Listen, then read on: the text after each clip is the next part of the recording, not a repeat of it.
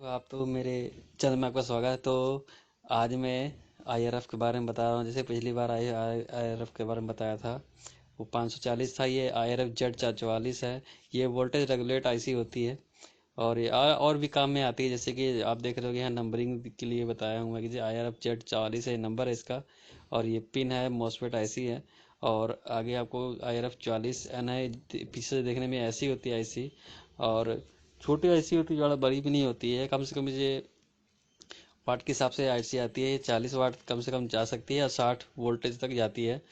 सो मोटा मोटी है। और ये कुछ आईसीस हैं, दिखाया हूँ जैसे कि ऐसे देखने में होती हैं। सो ये अलग कंपनी की है, आईओआर की कंपनी की है। और भी कंपनीज की आती हैं आईसीस, वो भी दिखा दूंगा मैं आपको। ये आईसी का कुछ सर्किट्स बने हुए हैं। ये ऐसे भी आती हैं, मार्केट में मिलती हैं। और ये आईसी का पिन डिस्क्रिप्शंस है, जैसे कि ग्राउंड है, सोर्स है और ड्रेन है। तो गेट सोर्स ड्रेन होते हैं इसमें आईसीस, और इसमें जीनर डायोड अंदर लगा है जैसे कि आपको दिखाया गया है। सो ये V D S S 55 voltage तक चल सकता है। ये आर डी एस इसकी ऑन है, 17.5 मेगा ओम है। और ये आई डी करंट इसकी 49 एम्पेयर तक जाती है। यानी कि इसके आई डी करंट जो है, यानी कि इसके डिफ्यूजन जो करंट है इसका 49 एम्पेयर तक जाता है। इससे ऊपर नहीं जा सकता। इसके ऊपर जाने से आईसी ब्रेक हो सकती है। तो हम इसकी डाटा शीट अब देखते हैं। डाटा शीट के बारे में बताता हूँ आपको। डाटा शीट पे आ गया। जैसे कि मैंने आपको बताया था, वी डी एस एस 55 है। वोल्टेज और 17.5 मेगा ओम है। ये 49 एम्पेयर का होता है। तो इसमें एडवांस प्रोसेस टेक्नोलॉजी लगी होती है। लो रेजिस्टेंस बहुत लो होती है इसकी, और डायनेमिक होती है, और डिजिटल वोल्टेज में चलती है ये, ठीक है। रेटिंग है जो 175 डिग्री सेल्सियस की ऑपरेटिंग टेम्परेचर होती है इसकी। 175 डिग्री तक ये सह सकता है टेम्परेचर को। और फास्ट स्विचिंग होती है, तुरंत फास्ट स्विचिंग करता है ये। इसकी स्विचिंग बहुत फास्ट होती है। और ये मेटल ऑक्साइड से बना होता है, जैसे कि आपको पता ही है, सिलिकॉन मेटल ऑक्साइड से बना होता है। तो इसकी गेट है, ड्रेन और सोर्स है। तो अभी और चलते हैं आगे थोड़ा, और इसे थोड़ा बड़ा करते हैं। पैरामीटर्स को आपको दिखा देता हूँ। सो तो आईडी 25 डिग्री सेल्सियस तक चलता है, यानी कंटिन्यूस ड्रेन करंट, यानी कि इसकी जो ड्रेन करंट है कंटिन्यूस चलता रहेगा। और वोल्टेज जीएस है। और जो इसका 10 वोल्ट एट द रेट है, मतलब कि इसके अप्रोक्सीमेट 10 वोल्ट तक चलता है। इसका 49 एम्पेयर है, तो चलता है ये 35। इसमें 35 दिया है। कट ड्रेन जीएस का भी दिया हुआ है इसमें। 100 डिग्री सेल्सियस भी है। आईडी टीसी दिया हुआ है इसमें, और आईडीएम भी दिया हुआ है। पल्स ड्रेन करंट भी दिया हुआ है। तो पल्स ड्रेन करंट, यानी कि जो पल्सेस में आप देते हो ड्रेन करंट, वो कितना चल सकता है ये 160 मैक्सिमम चल सकता है। और करंट इसका, तो अब पावर डिसिपेशन, ये पावर डिसिपेशन में क्या है कि पावर कितना ले सकता है ये। तो पावर डिसिपेशन में इसमें है, हम लोग देखते हैं 94 ले तक वाट तक जा सकता है ये। यानी कि 94 वाट आप इसको पावर डिसिपेशन के जैसे ले सकते हैं।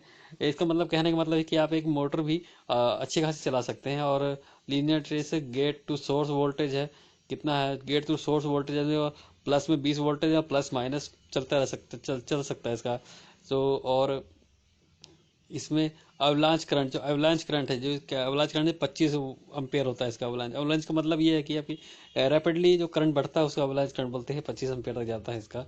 और और भी पीक वोल्टेज डेकोरेटिव है कि और भी है। और इसमें ऑपरेटिंग जंक्शन जो स्टोरेज टेम्परेचर रेट है उसका -55 डिग्री से +175 डिग्री सेल्सियस तक जाता है ये। यानी कि माइनस में भी चल सकता है, इसमें कोई दिक्कत नहीं है वगैरह नहीं है। इसमें ठंड वगैरह में भी चलता है ये।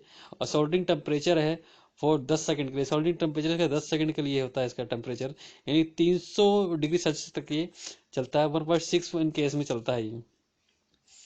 तो माउंटिंग टॉर्क है, जो इसका माउंटिंग टॉर्क होता है आई बीम का फेम का होता है 1.9 न्यूटन एम में है।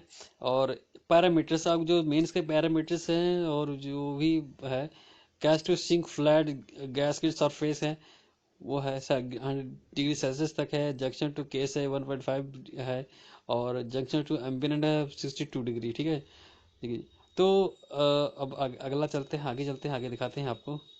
ये कुछ करेक्टर स्केच हैं जो कि जिसके लिए चाहिए होते हैं कि फॉरवर्ड रिवर्स बाइस कैसे चलता है, गेट सोर्स कैसे चलता है, फॉरवर्ड गेट सोर्स कैसे चलता है, लीकेज कैसे होती है, लीकेज करंट कितना होता है कितना नहीं होता। तो थोड़ी बहुत डिसिपेशन इसमें भी होती है। करंट की, तो बाकी वो बात की बात है। तो मैं आपको दिखा दे रहा हूँ, जैसे कि अगर आपको चाहिए वो देख सकते हैं। तो rise time, rise fall time, यानी कि जो राइज टाइम टर्न ऑन, जो उसका ऑन होने का डिले टाइम है 12 है। यानी कि 12 क्या है, टाइपिकली 12 है इसकी ऑन टाइप। और राइज टाइम 60 है, यानी कि नैनो सेकंड्स के हैं, कि 12 नैनो सेकंड, 60 नैनो सेकंड्स। और टर्न ऑफ डिले, जो turn off delay 44 nano second का है, 44 सेकंड नैनो सेकंड्स के बाद हो जाएगा, यानी कि 1 सेकंड भी नहीं, 1 सेकंड से भी छोटा है नैनो सेकंड्स। तो फॉल टाइम इसका 45 नैनो सेकंड है। और इंटरनल ड्रेन इंडक्टेंस, यानी कि NH में है, इंडक्टेंस 4 पॉइंट है, और इंटरनल सोर्स इंडक्टेंस है 7.5।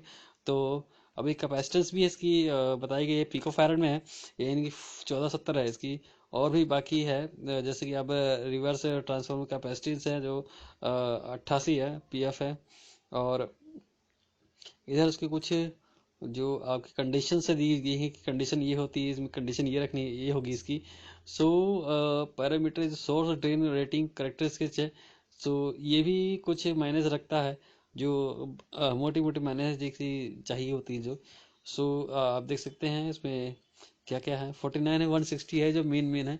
पल्स सोर्स करंट जो है, जो आप पल्सेस में दे सकते हो 160 करंट तक जा सकता है। और जो कंटिन्यूस करंट इसको दे सकते हो 49 एम्पियर तक जाता है ये, यानी कि पल्स इसका 160 एम्पियर तक लास्ट लेता है। सो आगे देखते हैं, ये कुछ इसके डायग्राम वगैरह देखिए, ग्राफ वगैरह बने हुए हैं, जैसे कि आप देख सकते हो। ड्रेन टू सोर्स वोल्टेज है, ड्रेन टू सोर्स वोल्टेज कहते हैं 4.5 का ज्यादा रैपिड लिया जाता होता है, सीधे चलने लगता है। तो इसमें करंट है, ये वोल्टेज, वोल्टेज और करंट कैसे बढ़ते हैं उसके हिसाब से इसमें बताया गया आपको। तो ये टॉप टू बॉटम है, इधर भी टॉप टू बॉटम है, जैसे कि यहाँ लगा हुआ दिखाया है। सो ये कुछ वोल्टेज हैं, जैसे कि 100 वोल्टेज जैसे बताया गया था, 100 वोल्टेज दिया जाता है। सो ये और आगे दिखाते हैं, और आगे देख लिए। और ये यहाँ पर भी ऐसी है कुछ वोल्टेज, जैसे कि आप देख सकते हैं यहाँ पे। और यहाँ पे, सो यहाँ पे और आगे चलते हैं, दिखाते हैं आपको। सो यहाँ पे जैसे कि दिखाया गया केस टेम्परेचर दिखाया गया, ID करंट, ड्रेन करंट दिखाया गया। और इसमें थोड़ा बड़ा करके दिखाते हैं स्ट्रक्चर्स। सो ये 1 माइक्रो सेकेंड्स के लिए होता है पल्स जो दी गई है इसमें। ड्यूटी फैक्टर 0.1% है।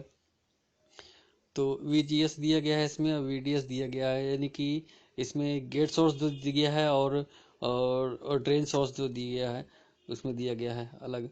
तो इसमें से बैटरी लगाई गई है, बैटरी लगा के वोल्ट दिया गया है। और इसमें रेजिस्टेंस लोड के लिए दिया गया है। तो इसमें स्विचिंग का टाइम केस बताया गया है कि 90% केस है, 10% केस के हिसाब से जो गेट सोर्स है और जो ड्रेन सोर्स है। सो देख लीजिए किस तरह से है। तो ये इस तरह से टाइमिंग स्विचिंग कर रहा है। और इसका time switch turn off turn on का है। सो टाइम स्विचिंग कितना कितना है, और TR लिखा हुआ है, TF लिखा हुआ है, टर्न ऑफ तो टर्न ऑन है। सो इसका स्विचिंग का वेव फॉर्म है, ये वेव फॉर्म दिखाएगी कि वेव फॉर्म इस तरह से होती है स्विचिंग की। और 175 डिग्री सेल्सियस तक, जैसे बताया गया था, 175 डिग्री सेल्सियस तक जाते हैं ये टेम्परेचर इसका। और ड्रेन करंट जो है 50 डिग्री 49 तक जाता है ड्रेन करंट। तो ये 50 तो ऊपर है, हो गया, फिर 49 बताया गया इसमें। और इसमें एक कुछ ग्राफ दिया गया है, पल्स मॉड्यूलेशन का दिया गया है, जैसे कि पल्स आप देख सकते हो कितना जाता है, उसके हिसाब से पल्स दिया गया है इसमें। सो थर्मल रेजिस्टेंस है। और इसमें और भी हैं डायग्राम्स, जैसे कि आप देख सकते हैं ये वाले। तो ये वाले डायग्राम्स भी वैसे ही बने हैं जैसे कि बेसिकली बनी होते हैं। और ये वाले डायग्राम भी है, पल्स के ऊपर से कैसे रैपिडली ऊपर बढ़ता है, रैपिडली नीचे आता है, तो उसके हिसाब से। तो इसमें जो दो लगाए गए हैं IRF मॉसफेट्स, तो मॉसफेट्स एक तो ये करंट रेगुलेट है, करंट रेगुलेट करता है ये। सो जो दिखाया गया करंट सैंपल रेजोनेंट सर्किट है जो बनाया गया है। तो ये रैपिडली ऊपर बढ़ता ही जाता है दोनों लगाने के बाद।